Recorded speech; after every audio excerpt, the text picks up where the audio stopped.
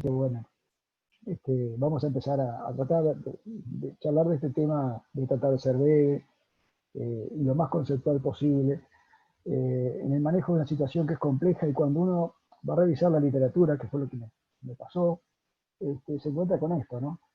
Eh, Hace poco más de 10 años atrás, esto era un poco el denominador común de los artículos de esa época, decía la literatura sobre este tópico, la cual cita más de 50 publicaciones solo en inglés, mayoritariamente revisiones retrospectivas de datos de pacientes, nos da una abundancia de opiniones para lidiar con este dilema.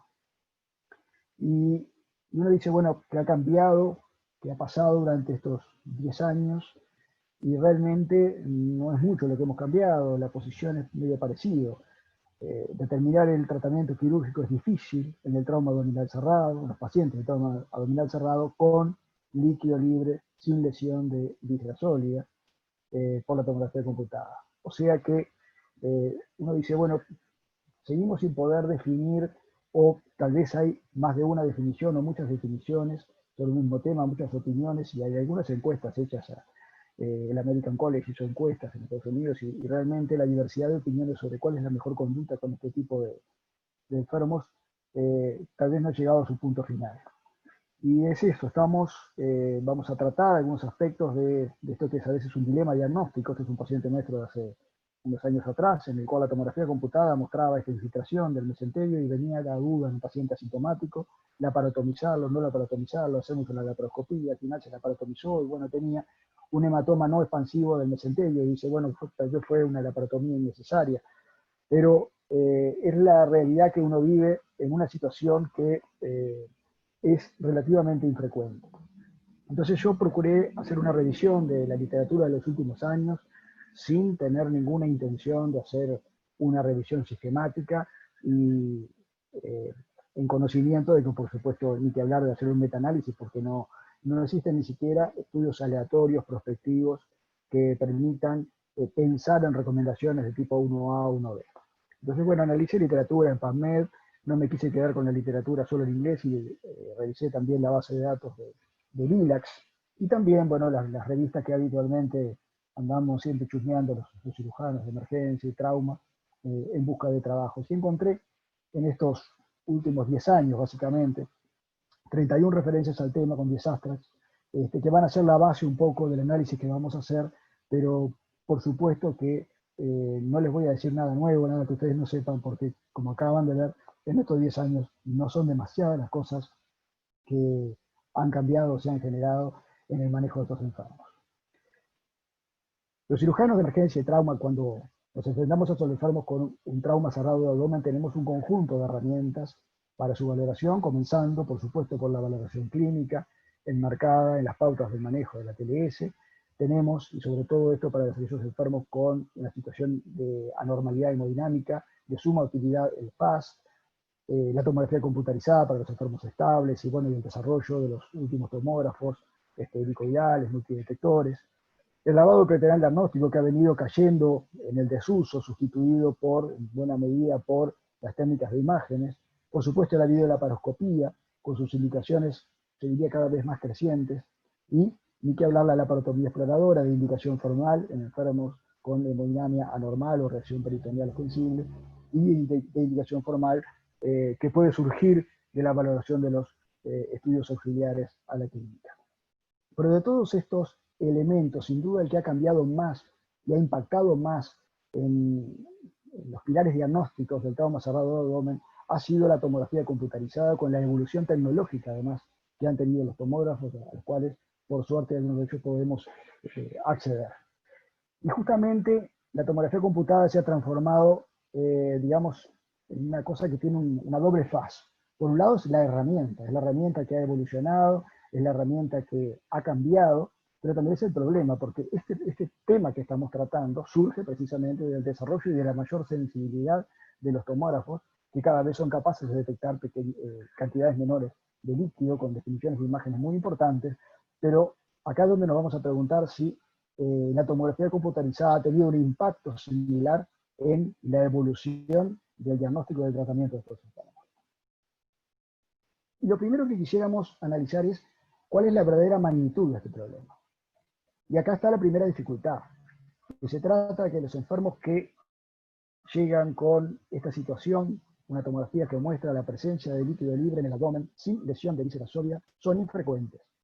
En centros de trauma de alto volumen se presentan entre 2 y 3 enfermos de este tipo por año, por lo cual es muy difícil que podamos adquirir una experiencia clínica individual y ahí experiencia lo que es la experiencia de centro, de donde la importancia de la protocolización en el manejo diagnóstico de estos enfermos. Y como elemento adicional que complica un poco esto, es que precisamente las lesiones inadvertidas no son inocuas.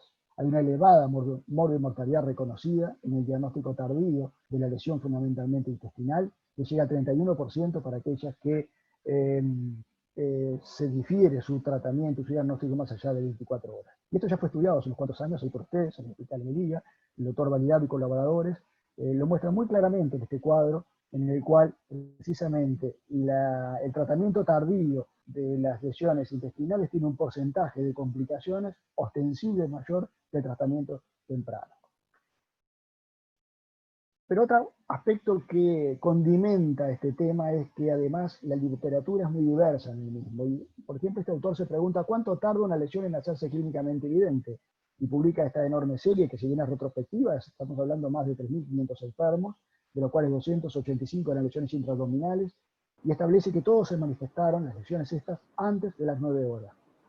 Pero si nosotros analizamos el trabajo más en profundidad, en realidad vemos que él incluyó aquellos enfermos con hemodinámica normal, con reacción peritoneal, que básicamente son lo sustancial de la serie.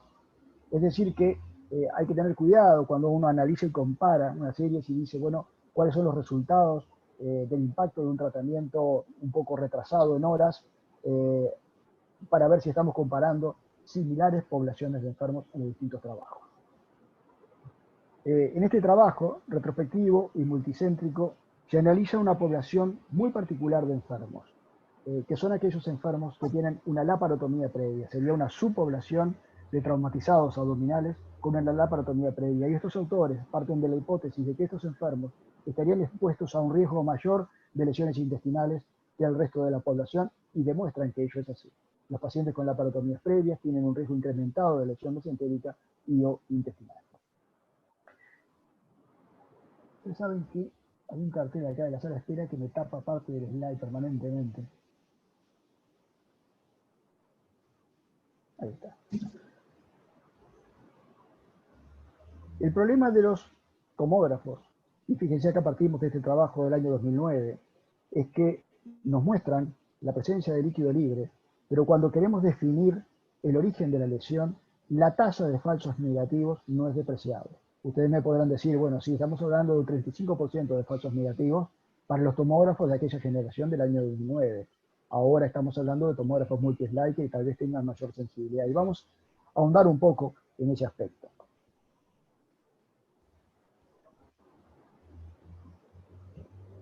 Un poquito que se me trancó la diapositiva. No me está avanzando. Ahí está. El impacto de estos falsos negativos se ve en una demora diagnóstica para esta serie de estos enfermos, mayor a 8 horas en el 40% de ellos, y en una mortalidad de un 12.5%. En este estudio ya más reciente, en el cual se analizó la sensibilidad y la especificidad de la tomografía computada para el diagnóstico de varios signos de lesión intestinal, quedó muy claro establecido el gran problema que tenemos nosotros con la tomografía computada como método para estudio y diagnóstico de las lesiones intestinales. Y es que aquellas lesiones que son más específicas, específicamente hay una lesión intestinal, como puede ser la extravasación de contraste, de material de contraste oral, que esto es otro tema de debate porque no todo el mundo está de acuerdo en darle contraste oral a estos pacientes, o bien la discontinuidad de la pared del intestino, altamente específicos. La sensibilidad de la tomografía para su diagnóstico es extremadamente baja, estamos hablando de sensibilidades que no superan el 15%. Y para aquellos en los cuales la tomografía es sensible, muy sensible, que es la detección de líquido libre intraperitoneal, es absolutamente inespecífica. en el mismo sentido. Acá se evalúan los valores predictivos positivos para el diagnóstico y predictivos negativos de la tomografía computarizada, y como ustedes ven, el valor predictivo negativo, es decir, la fuerza que tiene el estudio para predecir que el enfermo no tiene lesiones, no supera el 85%, es decir, que tendríamos la chance de más del 16% de los casos de embarcarnos en un tratamiento conservador, en un tratamiento no operatorio, en una conducta expectante que hubiese sido inadecuada. Entonces esta autora brasileña, Rebeca Oliveira, se pregunta ¿qué cambió con la implementación de la tomografía computarizada multi-slice? Y la conclusión de este trabajo es que aumentó la sensibilidad diagnóstica, pero sin cambios en la evolución de los pacientes. Y esto es un hecho muy importante que tenemos que valorar cuando sopesamos todas las herramientas diagnósticas que tenemos para manejar este tipo de enfermedades. Acá tenemos otro estudio sobre sensibilidad y especificidad, en el cual se ve que tuvimos por lo menos 11% de chances de un tratamiento no operatorio inadecuado. Por lo cual, el autor de este trabajo concluye que las imágenes por sí solas no deberían ser el único elemento de selección de pacientes, lo cual parece estar bastante claro.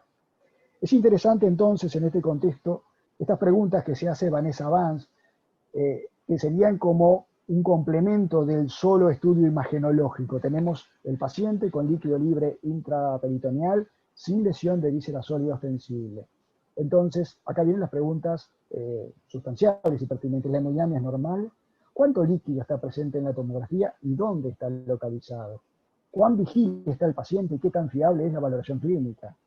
¿Tiene marcas del cinturón de seguridad u otra marca externa abdominal? Obviamente estamos hablando de politraumatizados como resultado de las condiciones vehiculares, ¿verdad? ¿Hemos podido analizar adecuadamente la tomografía computada? Y yo me voy a detener en este aspecto que ha sido también bien estudiado en varias series. Las marcas del cinturón de seguridad o marcas externas a nivel abdominal. La presencia de marcas del cinturón de seguridad incrementa la posibilidad de lesiones de 2 a 4 veces. Y en este trabajo, mucho más clásico, del año 2002, la presencia de marcas del cinturón de seguridad era un marcador de la parotomía terapéutica en el 90% de los casos. Y la presencia de una fractura de chances, una fractura típica por hiperflexión de la columna vertebral, esto se veía más frecuentemente en el cinturón, no en el cinturón de 3 puntas, sino el cinturón, solamente la banda horizontal del cinturón, es un marcador de 100% de necesidad de la parotomía terapéutica. Otro de los problemas que se ha dado es que cuando se habla de líquido libre dentro de la cavidad peritoneal, muchos estudios no aclaran de qué estamos hablando en términos de cantidad de líquido libre. No están claras esas definiciones. Este es uno de los primeros trabajos que yo encontré que definía precisamente este aspecto, en el cual habla de trazas de líquido, es decir, la presencia de fluido en un corte, en una región, pequeña cantidad de líquido, 1 a 3 cortes en una región, cantidad moderada de líquido, 1 a 3 cortes en 2 regiones, son 4 cortes en una región, y una abundante cantidad de líquido, es decir, líquido en múltiples regiones, en múltiples cortes. En base a estas definiciones, esta autora, Laura González, evaluó cuáles son los factores predictores al examen inicial de la necesidad de una intervención quirúrgica, es decir, de una laparotomía terapéutica.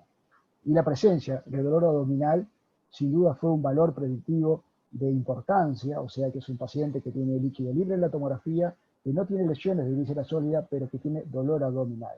La cantidad moderada de líquido o larga, amplia de líquido, abundante cantidad de líquido, y ni que hablar la suma de ambos, dolor más cantidad abundante de líquido, son también factores predictores de mucha importancia. Entonces se preguntaba ella, observar y esperar, o operar, y esta es la serie que analizó. Parte de más de 6.900 enfermos de trauma cerrado, de los cuales se les hizo tomografía computada de abdomen y pelvis a 2.899 y fueron encontrados con líquido libre aislado, sin otras lesiones, sin peritonitis, 156 enfermos. De ellos, 10 fueron a manejo operatorio y 146 a manejo no operatorio. Fíjense que la tasa de éxito del manejo no operatorio fue muy grande, 142 de 146 enfermos. Hubo 4 fallos para ese manejo no operatorio, 2 de ellos tuvieron, ninguno no hubo muertes, pero 2 tuvieron morbilidad bien importante, que precisamente ella relata que fueron el motivo de este análisis estadístico. Y la recomendación entonces, como conclusión de este trabajo, es que las cantidades moderadas o grandes de líquido junto a la presencia de dolor abdominal son un factor predictivo positivo de lesión muy grande. El 62% tienen lesiones, por lo cual la recomendación es la laparotomía exploradora para estos enfermos, sobre todo si puede asociar o no contusiones abdominales. En el otro extremo están aquellos que tienen pequeñísimas cantidades de líquido, que no tienen dolor, que no tienen contusiones externas, no tienen marcas de cinturón. En esos enfermos puede admitirse una observación cuidadosa. Y después está en el medio, esa población intermedia en el cual el juicio clínico es bien importante. Ahora bien, en este estudio retrospectivo con más de 500 enfermos, se encontró que el predictor más firme de necesidad de cirugía fue la presencia de líquido libre abundante en la tomografía computada, un poco reafirmando todo lo que venimos viendo, con un odds ratio de 13.52. Este es un enfermo que operamos hace años en el Hospital Maciel, un peatón embestido, gran transferencia de energía cinética, fractura grave de pelvis, y por supuesto llega en una situación hemodinámica compleja, con un abdomen claramente quirúrgico. Lo operamos y miren lo que encontramos: un intestino desnudo de su mesenterio.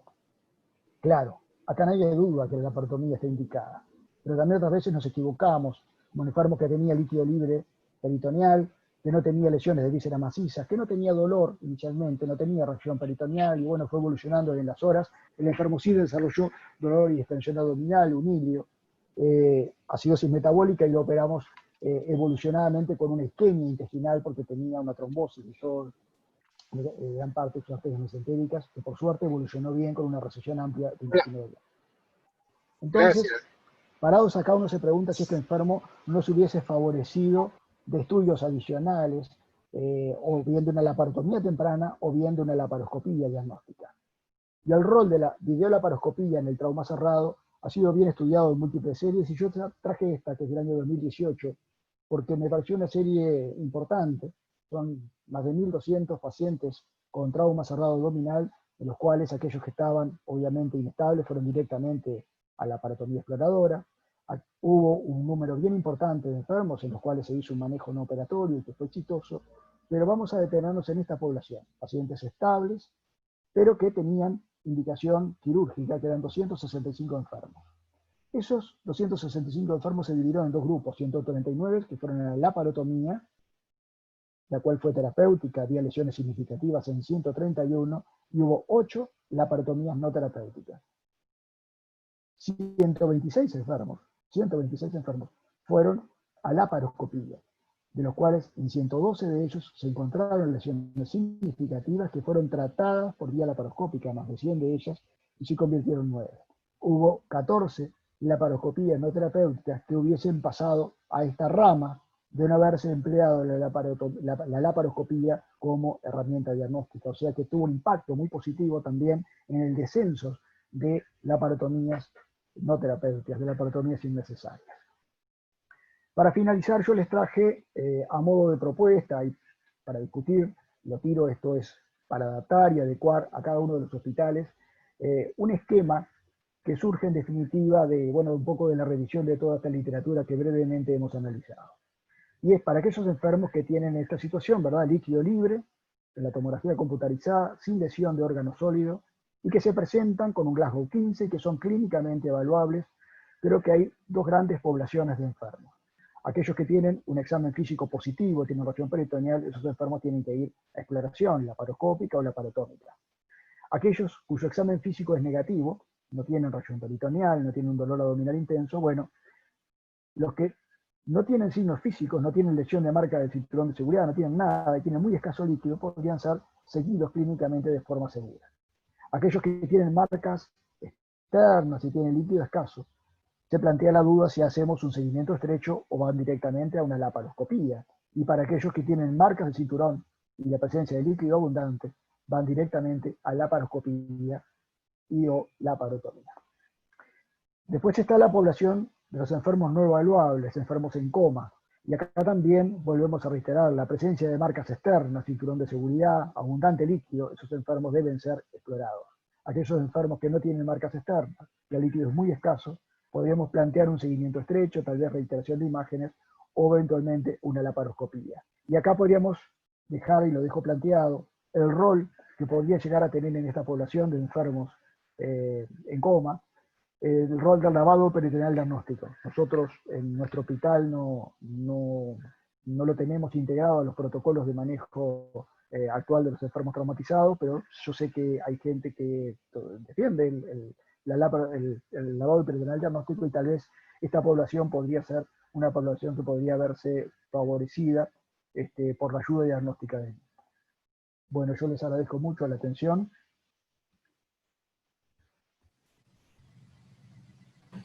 Bueno, excelente, doctor.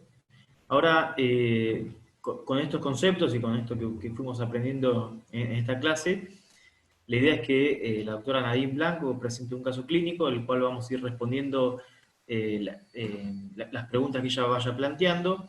Al final del caso clínico, una breve reseña del doctor Machado, y abrimos después las preguntas en el chat para ir respondiéndolas.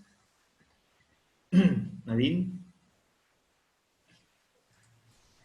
Bueno, muchas gracias. Vamos a empezar con el caso clínico. Como dijo el doctor Agustín, lo que vamos a hacer es ir respondiendo de manera interactiva con múltiple choice las respuestas a medida que presentamos el caso, y al finalizar los comentarios y el debate que surja del mismo.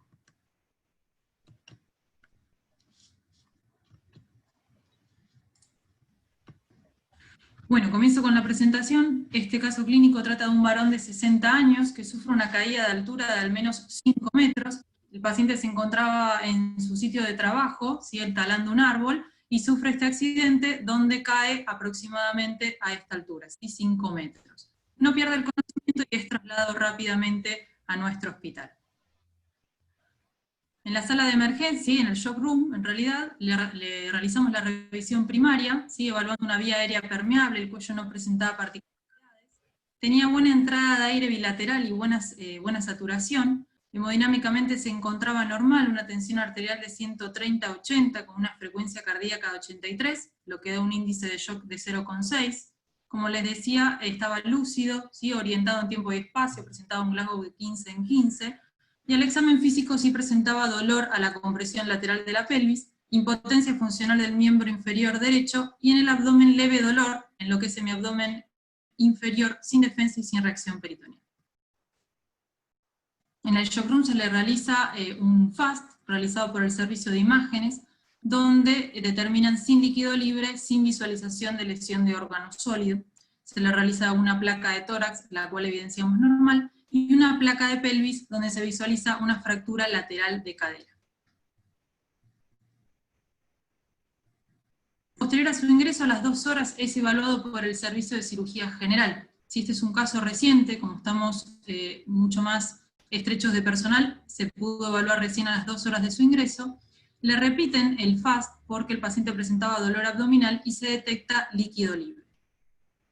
A continuación, mediante su votación, queremos saber qué conducta hubiesen tomado. Si hubiesen tomado una conducta expectante frente a este paciente, les repito, un paciente con una caída de altura de 5 metros, que se encuentra hemodinámicamente normal, tiene dolor abdominal sin defensa, pero tiene líquido libre en el hallazgo de la ecografía. Conducta expectante para la primera opción, tomografía de abdomen con contraste, una pantomografía, o directamente lo llevan a quirófano.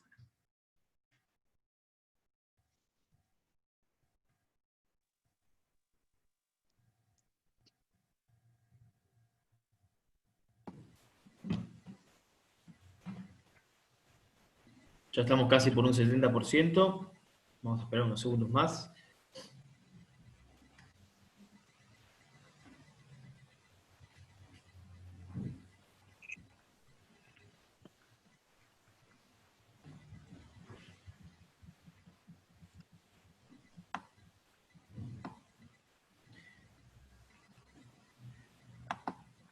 Bueno, Nadine ganó la opción de una PANTAC con contraste.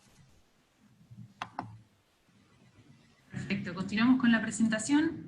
Lo que se realizó en el hospital en ese momento es, como estuvieron todos de acuerdo, una pantomografía con contraste. Les comento que la tomografía de cráneo y cervical fueron normales. La de tórax también, acá les traje un video para mostrarles, ¿sí?, pero no se evidenció neumotórax ni hemotórax, perdón.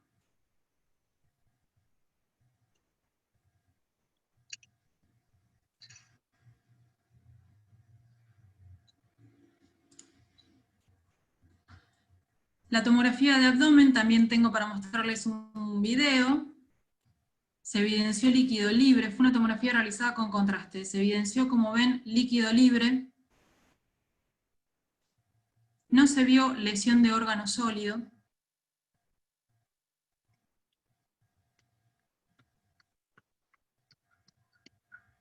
Ahí les dejo para que la vean. Y eso es lo que fue interpretado por la guardia actuante de ese día.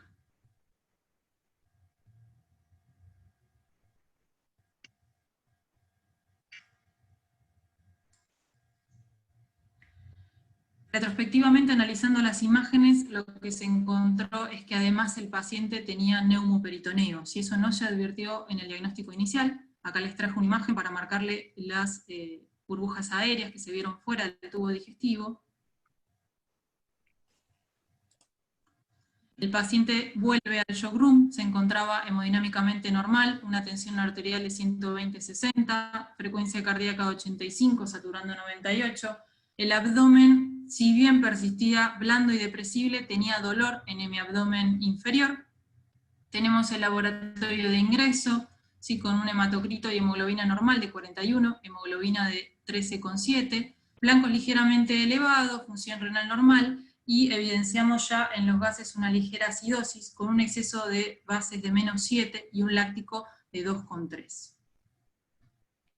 Proponemos nuevamente qué hubieran hecho con el paciente, hubiesen tomado una conducta expectante con seguimiento estrecho, o lo hubiesen llevado a quirófano.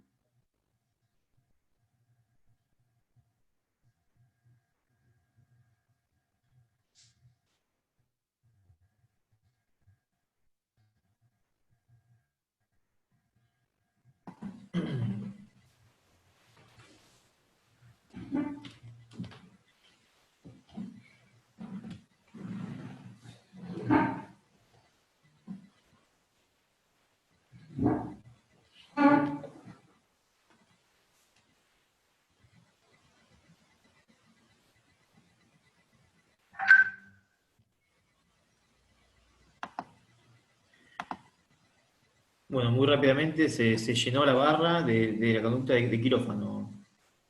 Nadine. Bueno, perdón. Seguimos con el caso, les comento qué es lo que se hizo. Ahí está. En ese momento en el hospital se tomó conducta expectante con seguimiento estrecho. A las horas el paciente notable desmejoría, ¿sí? Una tensión arterial de 160, taquicárdico con una frecuencia de 115, el abdomen ya con dolor generalizado presentando defensa. Se le repiten la gasometría y el laboratorio, tenemos unos gases con una marcada acidosis, con exceso de bases de -17 y un láctico de 7, se decide la resolución quirúrgica. Acá les traigo una foto de lo que es el intraoperatorio. Al paciente se lo aborda por una incisión mediana suprainfraumbilical. El paciente tenía ya una mediana previa, esto lo traigo a conocimiento por lo que dijo el doctor Machado, ¿sí? Son pacientes que tienen más riesgo de tener lesiones intestinales, como en el caso de este paciente, donde se encontró hemoperitoneo de 2000 mililitros, y en el intestino delgado, a 15 centímetros de la fija, desgarro del meso, 2 perforaciones y lesión en o lo que es el intestino desvinculado de su mesenterio. Les propongo nuevamente que participen en qué hubiesen hecho en este caso. Al paciente le hubiesen hecho una resección anastomosis o una cirugía de control de daño.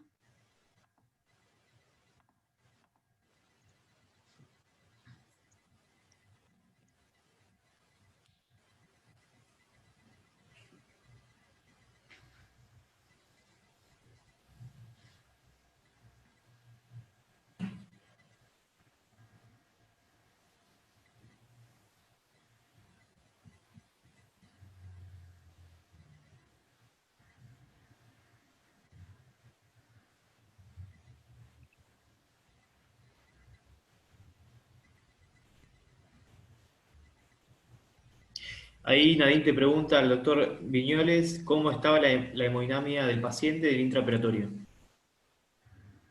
El paciente estaba con requerimiento de inotrópicos, ¿sí? Estaba hemodinámicamente normal, taquicárdico, hipotenso, por eso los inotrópicos, y con acidosis persistía en el intraoperatorio.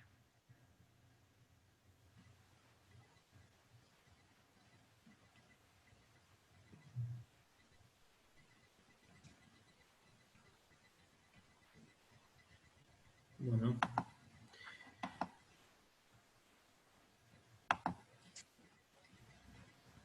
La conducta que toma el público es la de la resección y anastomosis en un 55%. Bueno. Pregunta al doctor Sebastián Vélez, ¿cuánta sangre recibió el paciente?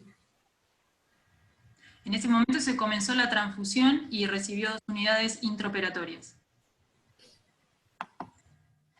Bueno, les cuento entonces un poquito cómo sigue este caso. Se decidió cirugía de control de daños, por lo que les comenté, el paciente se encontraba acidótico, hemodinámicamente anormal con requerimiento de inotrópicos, ¿sí? Así que esa fue la conducta. Lo que se hizo fue resección del segmento afectado, de 80 centímetros, ligadura y abandono de cabos, sin más hallazgos, y se cerró con vacuum pack, como vemos en la foto.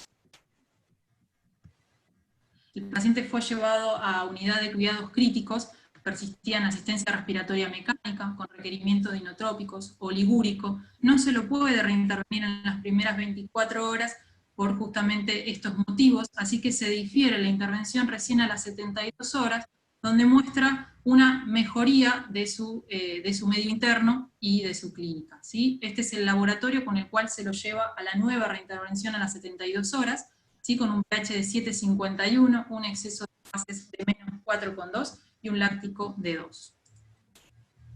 Acá tenemos una imagen de la segunda intervención, les recuerdo, a las 72 horas de la primera intervención. El paciente durante todo este tiempo estuvo con requerimiento de vasoactivos, ¿sí? Y lo que se encontró fue una asa de intestino delgado necrótica, desvitalizada, a 1 metro de la ligadura distal. Les dejo los gases, ¿sí? Del intraoperatorio, se encontraba con ligera acidosis, con un exceso de bases de menos 5,4 y un láctico de 1,6. En base a estos datos, los invitamos nuevamente a participar. ¿Qué hubiesen hecho con este paciente? ¿Hubiesen hecho resección anastomosis, una ostomía o una cirugía de control de daños nuevamente?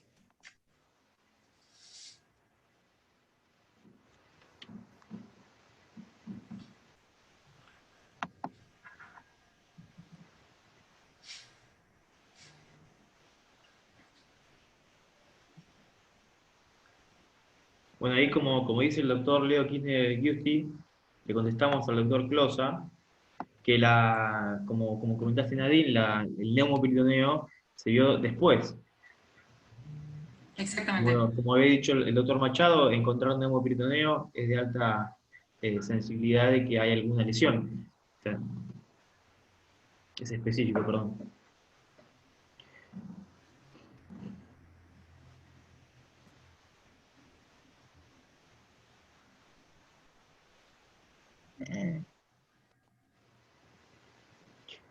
Nadine, el doctor Diego Agustín consulta a cuántos centímetros de la asa fija estaba la lesión.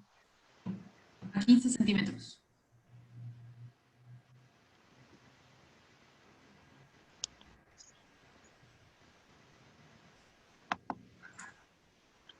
Y pregunta al doctor Alejandro de Gracia si seguía con inotrópicos. Sí, seguía con inotrópicos. Bien. Bueno, continuamos con el caso. Recuerden que luego de terminado el caso vamos a abrir para comentarios. Los resultados dan para otra cirugía de control de daños, 47%. Bueno, perfecto. Lo que se hizo en el hospital es nuevamente una cirugía de control de daños. Lo que se hizo es una resección de 80 centímetros nuevamente, que son los que estaban comprometidos con la necrosis, ¿sí? Ligadura y abandono de cabos, y nuevamente cierre provisorio. El paciente vuelve a la unidad de cuidados críticos, persistiendo en asistencia respiratoria mecánica, ¿sí? En el transcurso de los días comienzan a descenderse los inotrópicos por hemodinamia correcta del paciente. La falla renal persiste, de hecho, con requerimiento de diálisis cada 72 horas, e ingresa nuevamente a las 24 horas al quirófano.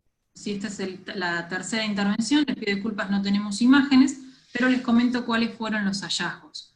En esta intervención lo que se encontró es líquido seroso, los cabos ligados a una perforación de intestino delgado que estaba bloqueada en el segmento distal, que se reseca, y se realizan 2 anastomosis.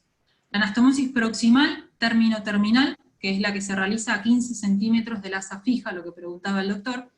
La otra anastomosis terminolateral con el colon ascendente. Lo que le quedaba de remanente al paciente eran 70 centímetros de yeyuno.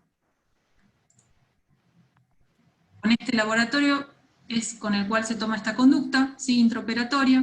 Vemos acá un pH 7,32, exceso de bases de menos 6,3 y un láctico de 2,3. Queremos conocer su opinión de qué hubiesen hecho ustedes en este caso, si hubiesen hecho una anastomosis, si hubiesen optado por una estomía o si hubiesen hecho nuevamente una cirugía de control de daños.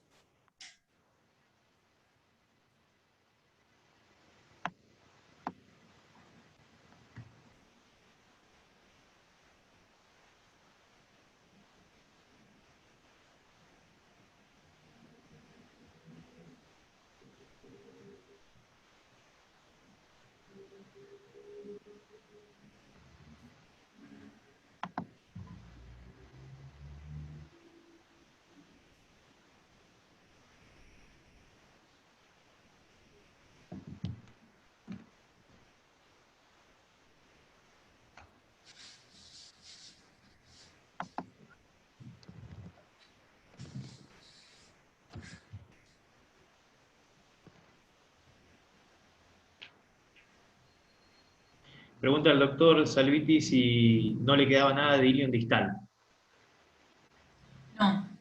No, estaba muy próximo, así que por eso no tenía remedio.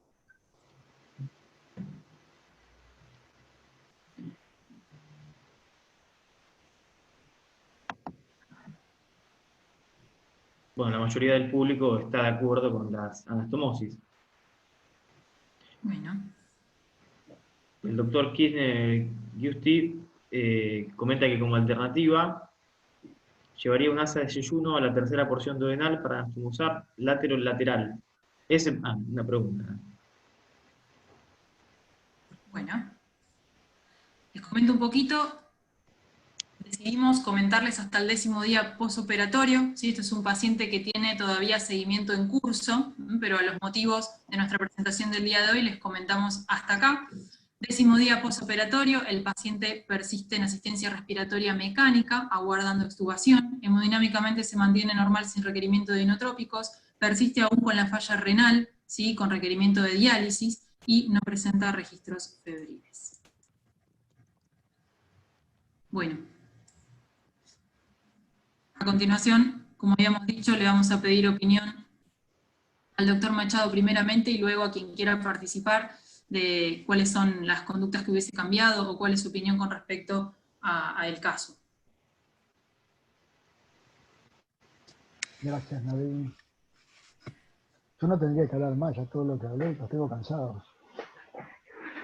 Es un caso muy interesante, realmente muy interesante. Claro, todo el problema surgió en lo inicial, ¿no? Fue una pena los momentos iniciales que este paciente perdió en ese momento la oportunidad y todo lo que viene después con consecuencia del primer retraso que hubo en la decisión de haberlo llevado a Block. Me parece que ahí se gesta todo lo demás.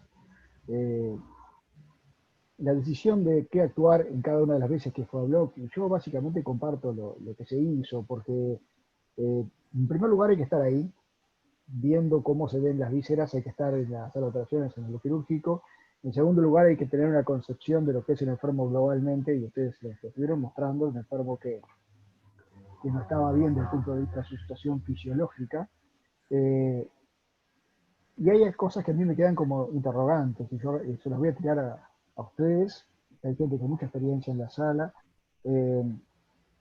A ver qué opinan ustedes de un paciente que está en diálisis, que está en insuficiencia renal y en diálisis, ¿qué tanto impacto tiene?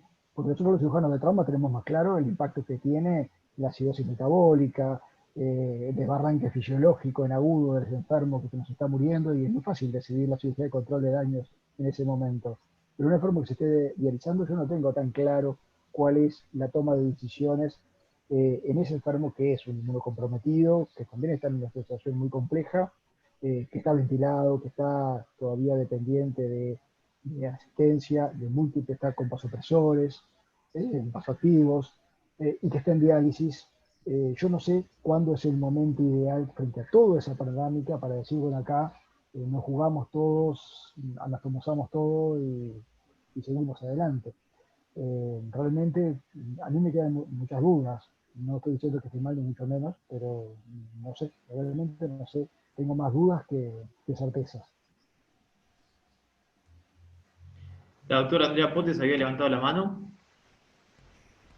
Sí, era un poco para contarles que, bueno, este paciente en realidad, yo entré a jugar el partido, la segunda parte del partido, eh, y nos llamó mucho la atención, la verdad es que por eso un poco lo presentamos, porque si bien el paciente ya tenía una cirugía de control de daños, que coincido con ustedes que se hizo tardíamente, que hubo una demora en llegar a tener el diagnóstico y tomar la decisión quirúrgica en este paciente. Coincido totalmente con vos, Fernando, en lo que estabas diciendo recién, se perdió tiempo ahí y probablemente se perdieron oportunidades con el paciente.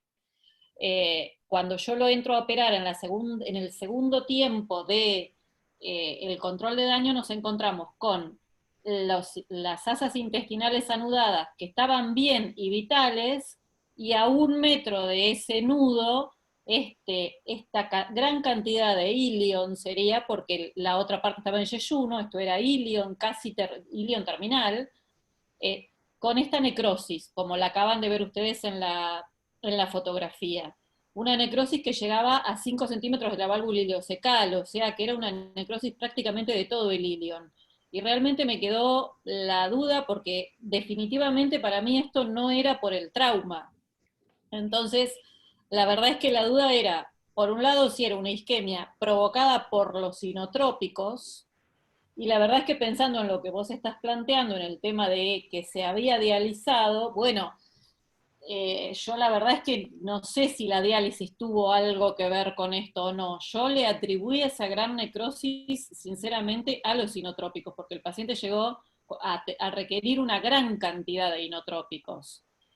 El paciente estaba con 100 de Nora, Andrea, en su momento, y 35 de Adreno. Ese fue el tope que tuvo.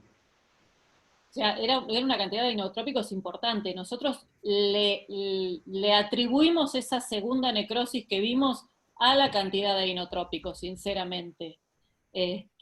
La diálisis se le hizo como parte del tratamiento de ese síndrome de repercusión inflamatorio, infeccioso que tenía, de sepsis y de shock, en realidad.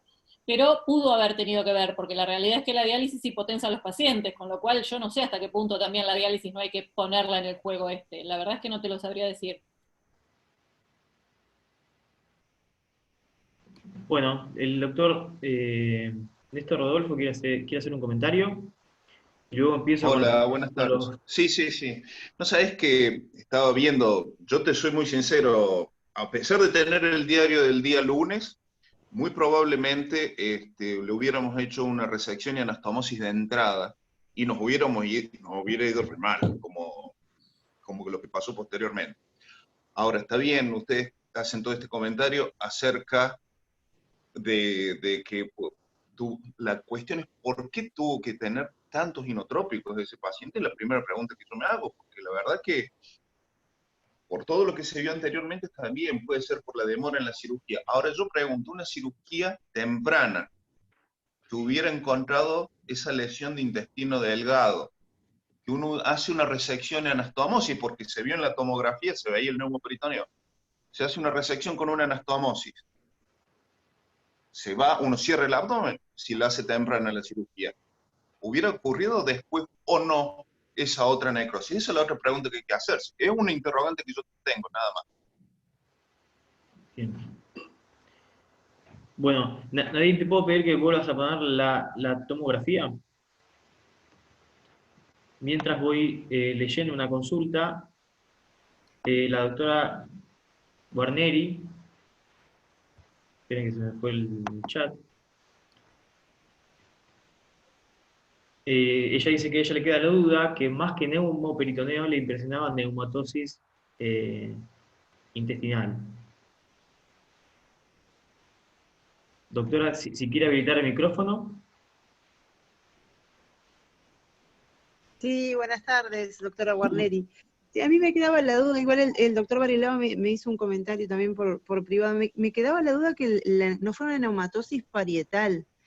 No, es muy difícil a veces a través de la pantalla verlo y sobre todo una filmación, pero no veía el neumo libre realmente, me parecía más a nivel de la pared del intestino. Siempre con el diario del lunes, yo hubiera también entrado, le hubiera hecho una resección de anastomosis y hubiera marchado malísimo. No tenía el dato que después sí lo aportó la doctora, de que el paciente estaba inestable y es muy interesante el caso, pero me quedó la duda del neumo en esa tomografía. Bien, perfecto. El doctor Donelli había pedido la Sí. palabra, el doctor Ernesto Donelli. Doctor Ernesto, si quiere habilitar el micrófono. Sí, gracias, Agustín. No, más que hablar sobre el caso, quería resaltar un detalle que para mí no pasó desapercibida en la presentación, la excelente presentación de Fernando Machado, y que también lo recalcó Nadine. Y es como un tip que él decía en uno de los trabajos, que una de las recomendaciones es revisar las imágenes, revisar la tomografía. Muchas veces llevamos la víctima al tomógrafo, vemos la imagen del tomógrafo o en el pasillo yendo a quirófano, y a veces es conveniente, como las placas, volverlas a ver. Y eso creo que es un detalle muy importante, porque a veces nos da mucha más información. En este caso, obviamente, pasó el tema de lo que se está proyectando ahora de las burbujas.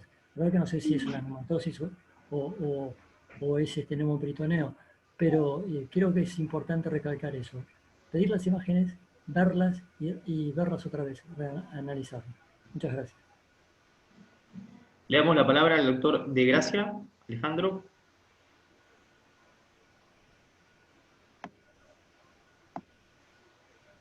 Hola, ¿se escucha?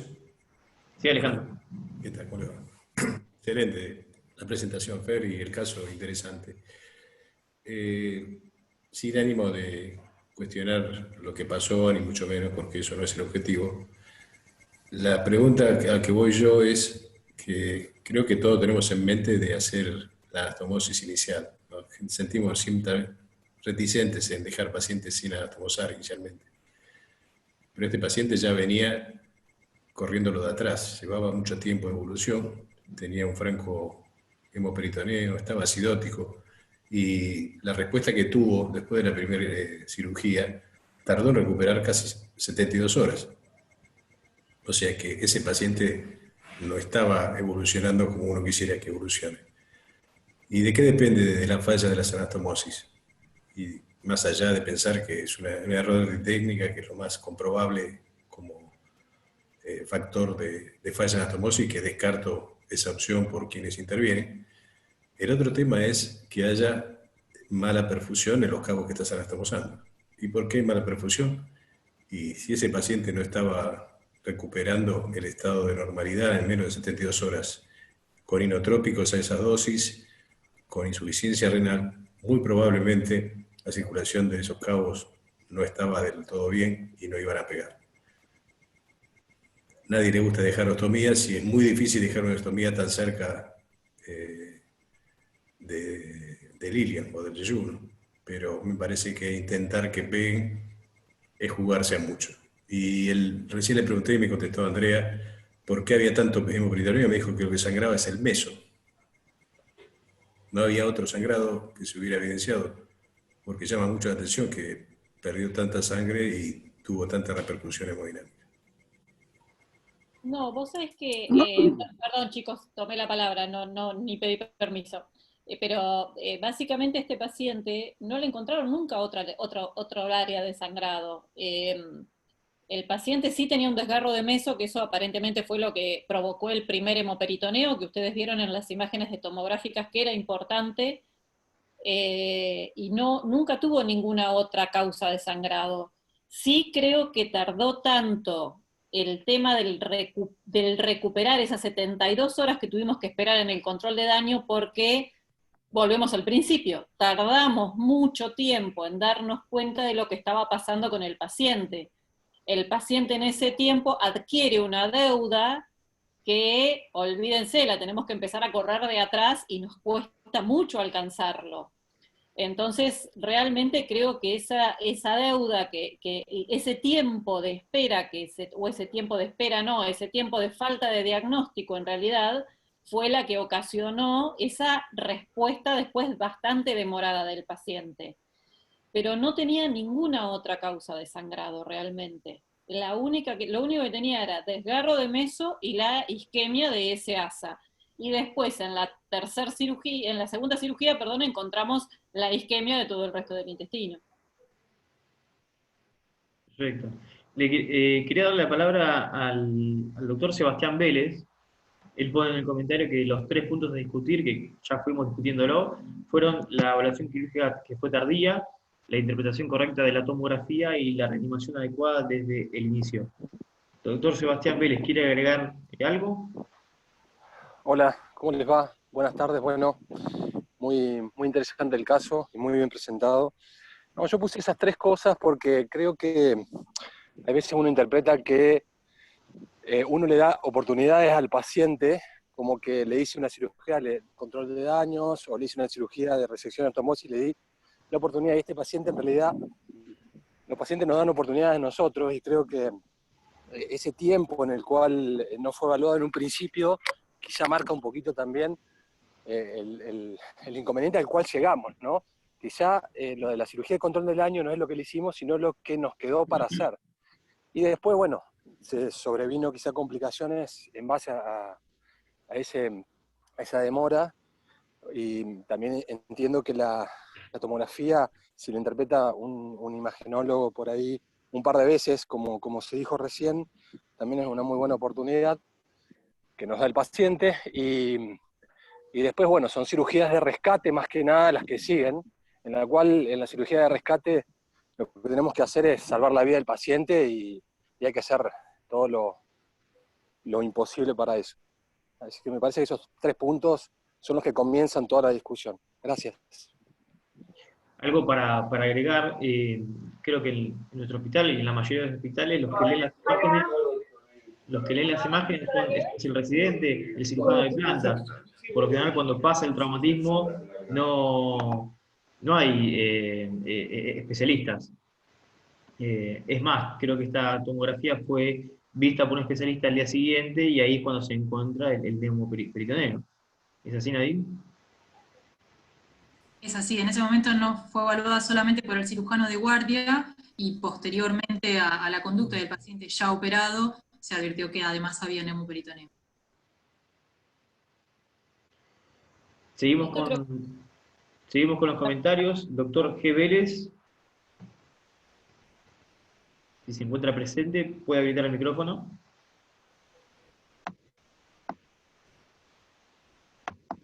¿Me escuchan? Sí, doctor. ¿Me escucha? Sí, doctor. Bien, mi comentario, soy el doctor García Vélez de México, de Guadalajara, Jalisco. Estaba revisando el caso y me parece que de entrada sí hubiera sido bueno considerar la resección y anastomosis, en virtud de que estamos dejando también un segmento intestinal ahí isquémico, con todo lo que esto conlleva. Y creo que habría que considerar hacer un second look o una relaparotomía programada. Creo también que la lesión intestinal secundaria se debió al trauma. Inicialmente pudo no identificarse o pudieron no haber cambios tan relevantes como en el sitio donde había lesión del mesenterio, pero un second look creo que hubiera sido una buena opción a pesar de el tiempo que tardaba en ponerse en condiciones este paciente.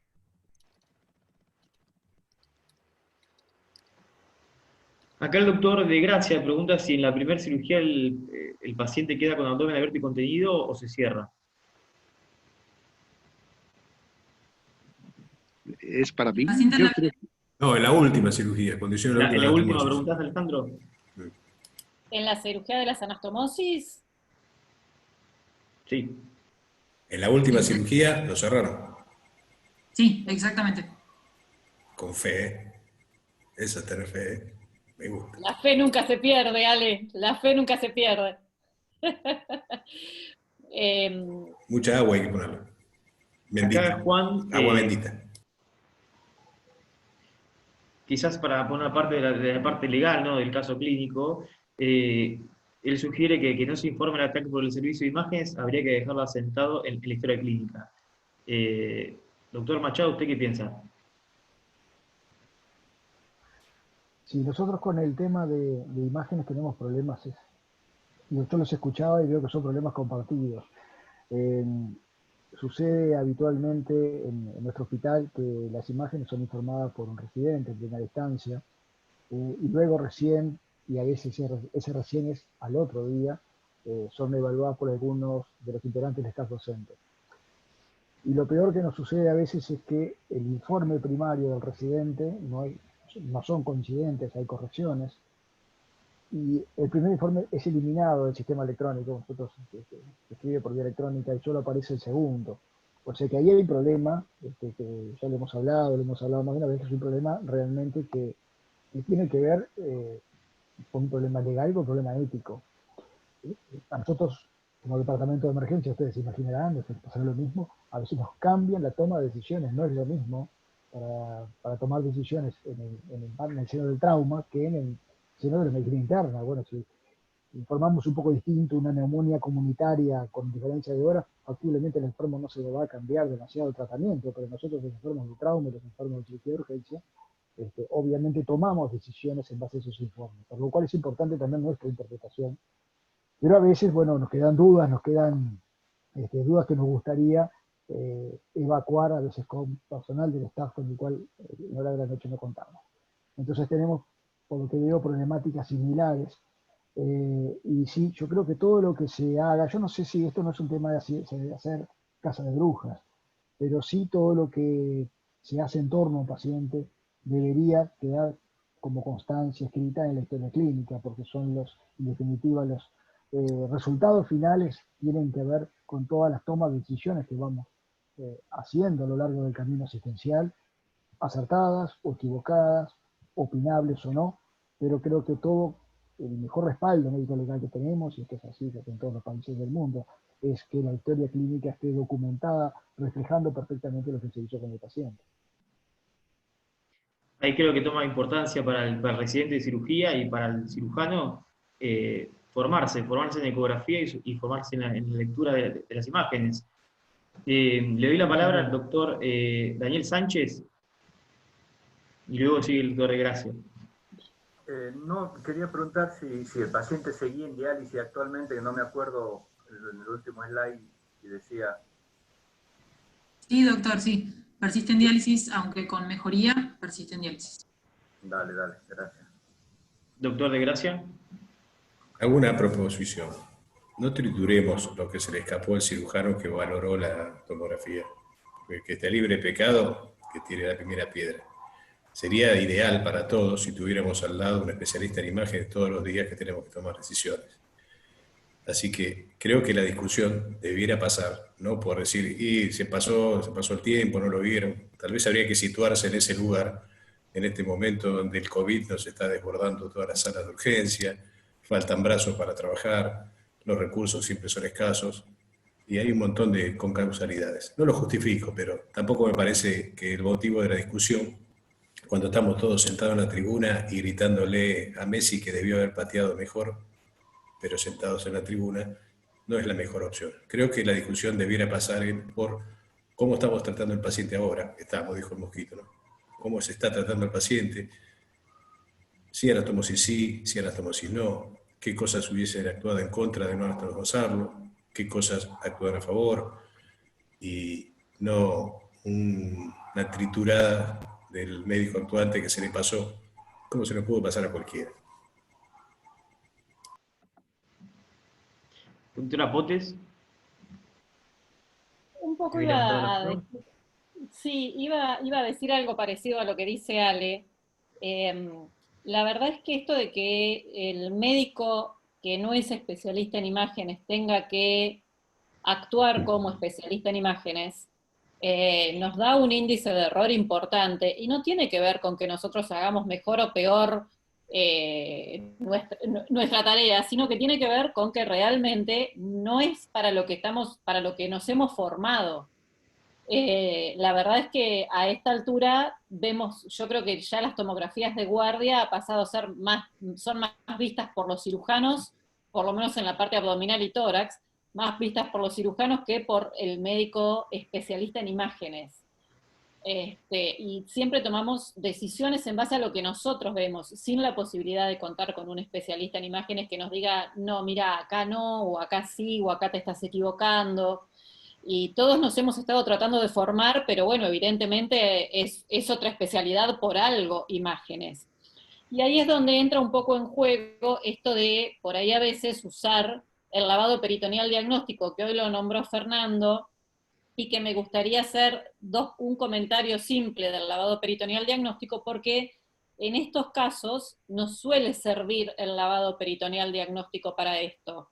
En ese paciente que nosotros tenemos con un shock hipovolémico, o que está intubado porque tiene un traumatismo de cráneo, o que no es evaluable por alguna causa y tiene líquido libre, realmente, o tiene dolor abdominal y no tenemos un diagnóstico certero, y no tenemos tampoco a veces la posibilidad ni siquiera de hacerle la tomografía, no solamente de que nos la informen, hacer un lavado peritoneal diagnóstico nos ayuda a detectar lesión de visera hueca. La verdad tiene una sensibilidad alta, no es lo que más hacemos, pero la verdad es que sí lo hacemos. Hace 15 días atrás tuvimos un paciente que estaba con una fractura de pelvis, líquido libre, intubado en terapia, y le hicimos un lavado peritoneal diagnóstico, nos vinieron los blancos elevados, lo llevamos por eso a terapia, a quirófano, y tenía también un desgarro mesentérico con perforación intestinal. La verdad es que es un método que está al alcance de todos los cirujanos, y que me gusta en este punto rescatarlo en este tema, porque uniéndolo a que no somos especialistas en imágenes, por ahí es una herramienta más con la que contamos los que no somos especialistas en imágenes. Excelente. El doctor Luis Closa habla sobre las anastomosis, y bueno, Luis, ¿querés activar el micrófono? Sí, un momentito, estaba por poner el video. ¿Me escuchan? Sí. ¿Qué tal? Buenas tardes, ¿qué tal? No, simplemente que, yendo al ítem que tocaba el doctor de Gracia, me parece que sí, obviamente que los inotrópicos y a las dosis a las que se estaban manejando, que hace vasoconstricción del lecho esplácnico, lo que yo decía es que además de eso hay que ver también cómo es el hematocrito del paciente al ingreso, ya que es conocido que las anastomosis andan mejor cuando el hematocrito del paciente es bueno y cuando la hemoglobina es buena, porque eso le aporta oxígeno. Que por ser un varón joven, uno tendría que pensar que el hematocrito estaba bien y la hemoglobina estaba bien. Lo cierto es que nosotros en el hospital de Seiza, por ejemplo, recibimos muchos varones de esta edad y que tienen hemoglobina por debajo de 13. Entonces, me parece que tampoco es garantía. Y por otro lado, el tema de las proteínas en sangre también, cómo estaban, si el paciente ya estaba, digamos, en un nivel de proteínas en sangre quizás un poquito por debajo de lo normal al ingreso, eso al paciente pudo haberle restado reserva fisiológica y contribuir, junto con lo que decía el doctor de Gracia de los inotrópicos, a que la anastomosis de pronto fallara. Exacto. Andrea, yo te quería preguntar, para comentar al resto, ya que esto es un lugar para los residentes, ¿cómo hacemos el lavado peritoneal diagnóstico? Nos cuentes la técnica y poder compartirla. Es relativamente simple, tengo por ahí un video, pero es muy largo para pasárselos.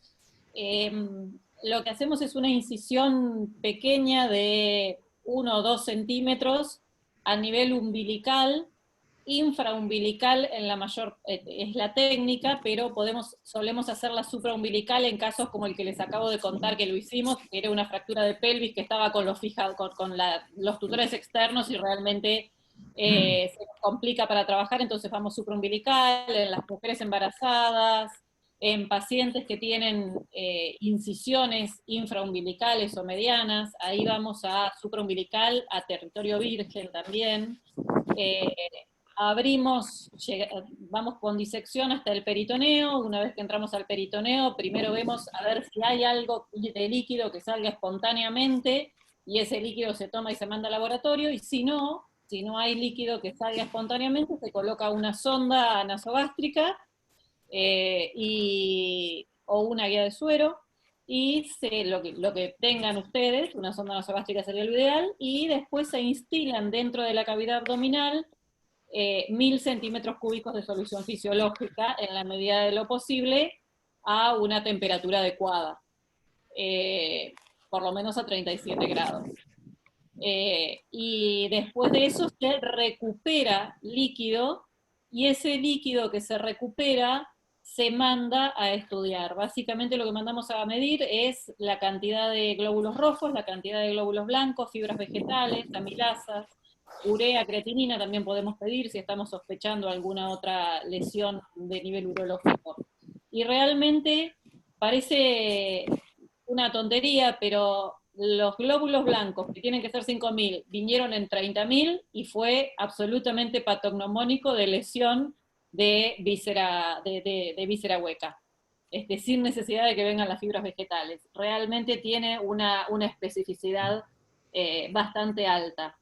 Si me preguntan, indicarlo para qué, yo particularmente es para estos casos, en los cuales me falta, estoy sospechando la lesión. Sensibilidad, no es especificidad. ¿Cómo? Perdón.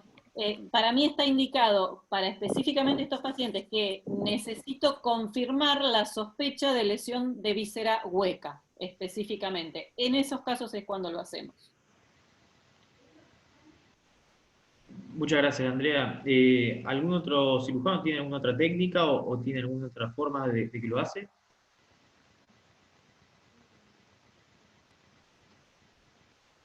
Y contestándole a Luis, con respecto a lo que habló, la verdad es que en este paciente fundamentalmente el no hacer anastomosis ni en la primera cirugía ni en la segunda, en la primera se debió fundamentalmente a que el paciente estaba hemodinámicamente anormal e inestable y estaba acidótico. Todo eso es prácticamente un igual a cirugía de control de daño. Y en la segunda cirugía, básicamente porque aparte de que todavía seguía con los inotrópicos, que sospechábamos que eran los que había causado la isquemia, la verdad es que no estábamos seguros de que la isquemia había terminado, si la cantidad de intestino isquemiado iba a ser el que veíamos en esa cirugía o si iba a seguir progresando. Por eso tampoco hicimos la anastomosis en la segunda cirugía, y se esperó a una tercera cirugía con el paciente en las mejores condiciones, obviamente. Doctor Guillermo Barilaro. Sí, bueno, gracias.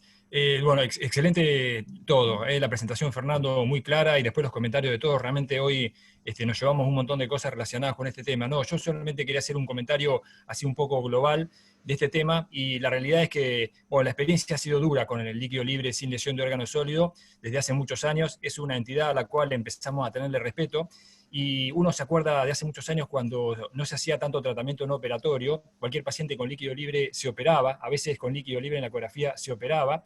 Por supuesto que muchos de esos pacientes se operaban y eran lesiones de hígado, vasos que ya no estaban sangrando, pero de pronto no ocurrían tantos diagnósticos tardíos de desgarro de meso, isquemia de intestino delgado y perforaciones. Después el advenimiento del tratamiento no operatorio, que tuvo todo su gran beneficio, ¿no? Por supuesto, empezó a traer ese problema de que muchas veces dentro de la bolsa, por así decirlo, eran incluidos pacientes que no tenían realmente una lesión de órgano sólido, y que ahí es donde se filtraban estas lesiones, que siempre el diagnóstico muchas veces es difícil clínicamente.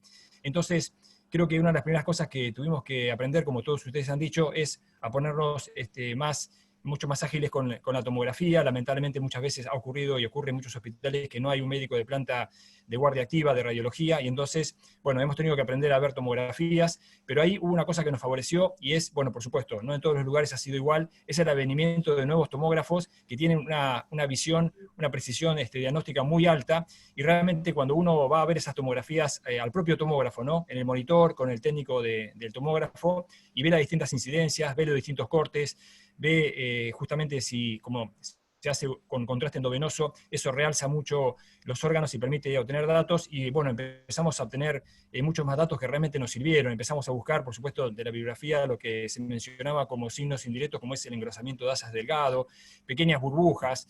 Tuvimos que transformarnos, como decimos, en perseguidores de burbujas chiquitas, porque realmente era la única forma de poder diagnosticar a estos pacientes, que eran muy difíciles. Y otra cuestión, aparte de la tomografía, que realmente nos ayudó mucho, fue empezar a darle más importancia a los gases. La gasometría, que hace muchos años parecía que era un análisis nada más que de los pacientes que estaban en cuidados intensivos, ahora se ha transformado en una herramienta muy valiosa para detectar a aquellos pacientes que tienen un shock oculto, aquellos pacientes que están en la sala de emergencia, están lúcidos, y de pronto no parece, entre comillas, que estuvieran mal, pero a veces una acidosis sutil, una acidosis que se va empeorando en varios laboratorios, realmente es otra herramienta que vino a ayudarnos.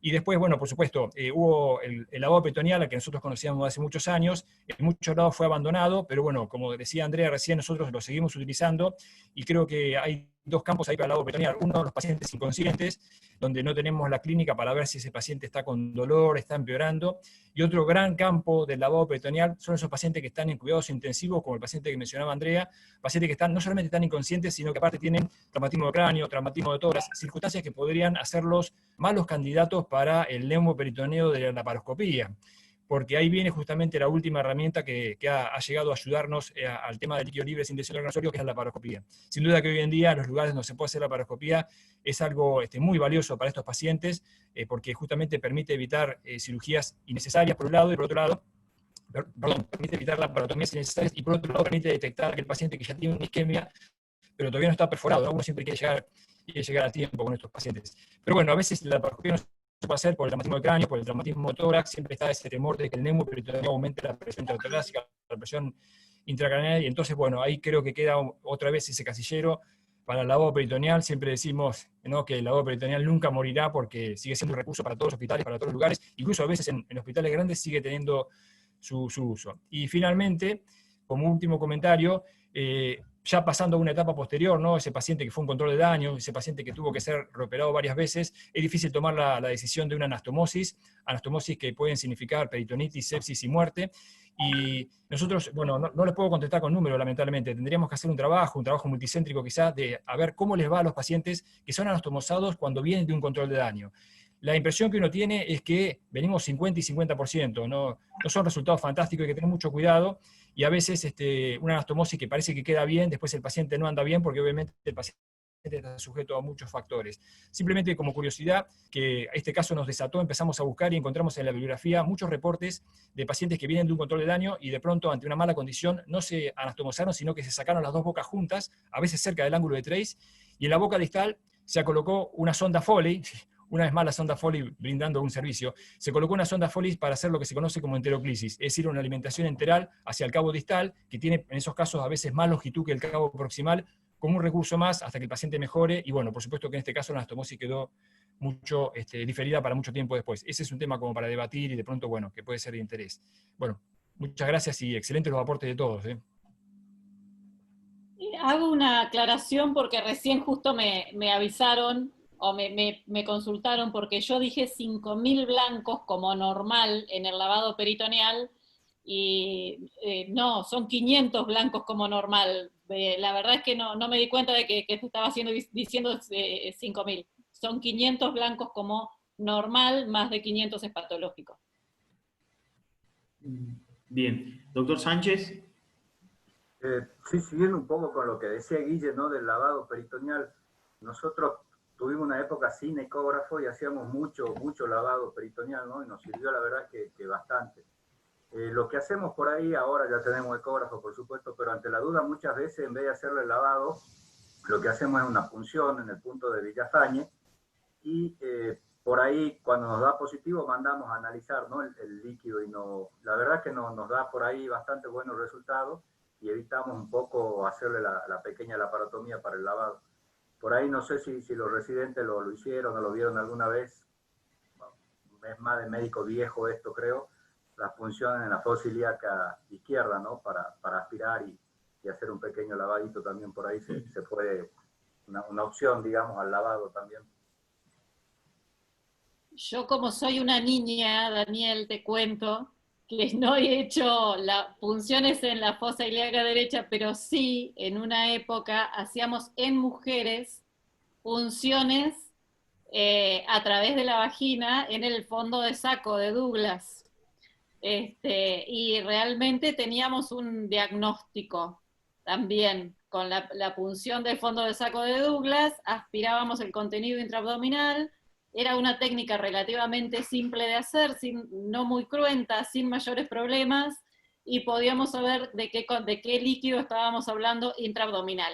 Les estoy hablando de una etapa en la cual yo era residente y no contábamos ni con ecografía, teníamos un tomógrafo que se podía usar, no estaba tan a disposición como ahora, y bueno, dentro del armamento era la punción en el fondo de saco de Douglas en mujeres. Prehistoria de la medicina. Perdón, han traído unos recuerdos del punto de Villafañe. Falta que alguien diga el Montegud. Falta que alguien diga el Montegud. Ese pequeño catéter que se colocaba en hipogástrico. No sé si alguien se acuerda. Pero bueno, sí, se lo vimos, claro. Pero somos unos niños todos, ¿no es cierto?